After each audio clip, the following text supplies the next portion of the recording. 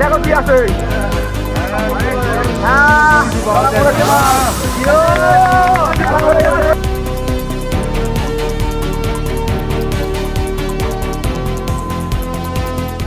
আমাদের পৌরসভার চেয়ারম্যান প্রবোধ সরকার, তার বাড়িতে সন্ধ্যে দিয়ে পোড়া পোড়া গন্ধ পাওয়া যাচ্ছিল।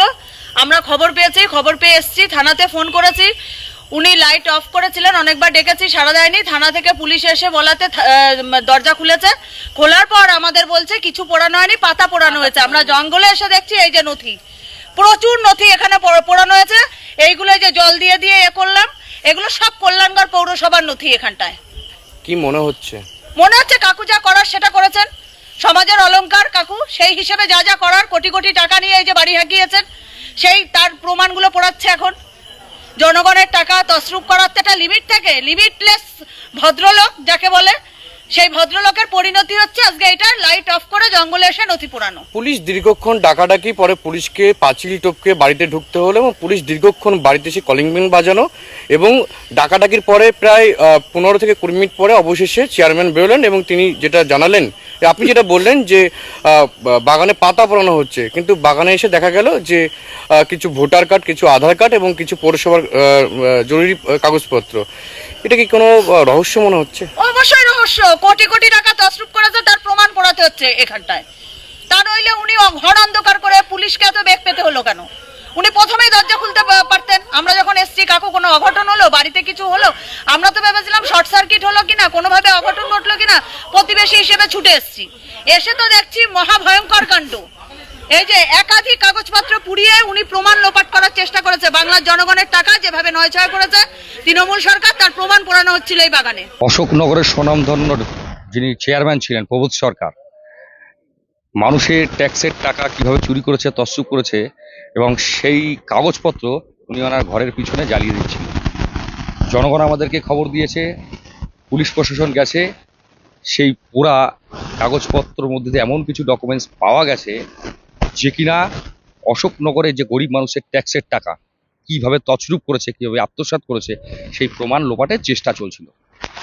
মানুষ সচেতন হয়ে গেছে, সরকারটা জনগণের সরকার, তারা হয়তো ভুলে গেছে যে একটাও যদি কোনো দুর্নীতি করে তাদের রেহাই নেই। পরপর অনেক বাকি আছে। মিউনিসিপ্যালিটি থরথর করিয়ে কাঁপছে সব, কারণ যারা চুরি করেছে তারা রাতের ঘুম চলে গেছে। কেননা এই মাথায় ডিম পড়বে, এই ডিমটা মাথায় পড়বে, যে মাথায় পাপের বোঝা নিয়ে ঘুরছে, এই ডিমের দিয়ে ওয়াশ করে দেবো আমরা। মানুষকে কত দুঃখ কষ্ট সহ্য করতে হয়েছে, মানুষকে কত চোখের জলের পয়সা আত্মসাৎ করেছে। একদম রাতের অন্ধকারে এগুলো পৌরসভা অনেক স্টাফ জড়িত আছে, তাদেরও রেহাই করা হবে না। রাতের অন্ধকারে পাচার করা হয়েছে এবং সেইগুলো এভিডেন্সগুলো জ্বালিয়ে দেওয়ার চেষ্টা হচ্ছিল। কিন্তু দেখুন, ভগবানের মার দুনিয়ার বার। অবশ্যই অভিযোগ করেছি আমরা, কারণ আমরা জনগণের সঙ্গে আছি। জনগণের প্রতিশ্রুতি দিয়েছিলাম আমরা যে আপনাদের পাশে থাকবো, আপনাদের জন্য লড়াই করব।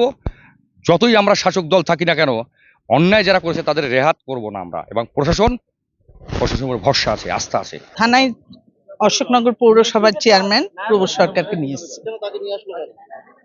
আমরা খবর পেয়ে আমরা এখান থেকে যাই, আমাদের নিজেদের বাড়ি থেকে যাই এবং গিয়ে যে দৃশ্য আমরা দেখেছি, ওখানকার যারা স্থানীয় তারাই প্রথম আমাদের খবর দেয় যে এখানে এই নথিগুলো পোড়ানো হচ্ছে।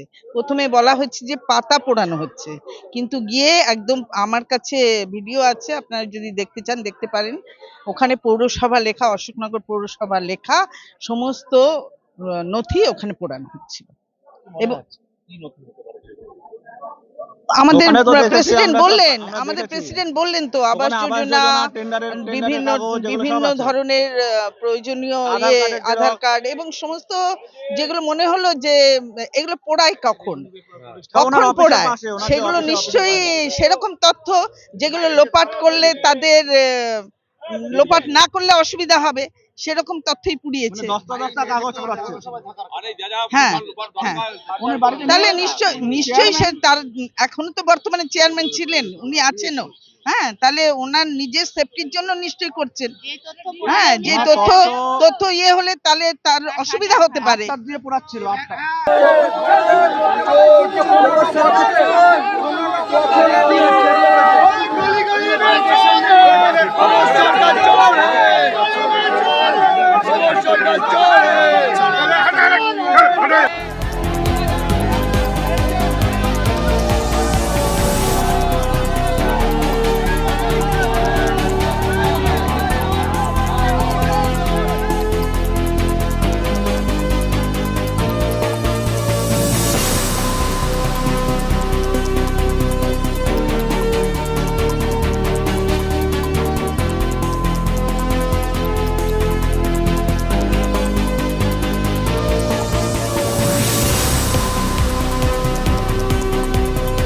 ফলো করুন সংবাদ প্রতিদিন ডিজিটাল।